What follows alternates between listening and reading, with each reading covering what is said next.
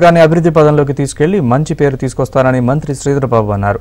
పెద్దపల్లి జిల్లా మంతరి పట్టణంలో లోక్సభ ఎన్నికల కోసం జరిగిన కాంగ్రెస్ పార్టీ సన్నాహక సమావేశంలో ఆయన పాల్గొన్నారు. ఇందులో భాగంగా మాజీ స్పీకర్ దుద్దిళ్ల శ్రీపాదరావు చిత్రపటానికి పలువురు ఎమ్మెల్యేలతో కలిసి నివాళులర్పించారు.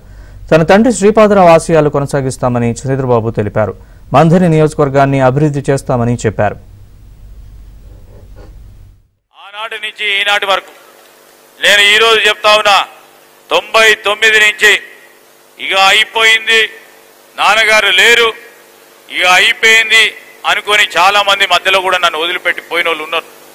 నాతో పాటు నిరంతరంగా నా కష్టం వచ్చినా, ఆ రోజు నేను ప్రభుత్వ విప్పుగా ఉన్నా, మంత్రిగా ఉన్నా, ఈరోజు మంత్రిగా ఉన్నా, 10 సంవత్సరాల కాలం పాటు ఒకసారి ఏమి లేకున్నా ఇంకోసారి శాసనసభ్యునిగా ఉన్నా, ఆనాడు వారు కలిసి వచ్చిన ప్రతి ఒక్కరికి మనసా వాచా కర్మ నాతో ఉన్నవారికి ఏదో విధంగా సహకరించే ప్రయత్నం చేస్తా.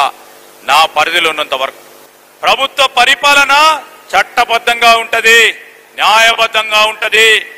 ఈ నియోజకవర్గంలో, ఈ జిల్లాలో, మొత్తం యావత్ కరీంనగర్ జిల్లాలో కానీ, పార్లమెంటు నియోజకవర్గంలో కానీ మేమందరం కూడా కలిసి పనిచేసి ఒక న్యాయపరమైన ఈరోజు పరిపాలన ఇచ్చే కార్యక్రమం చేస్తాము.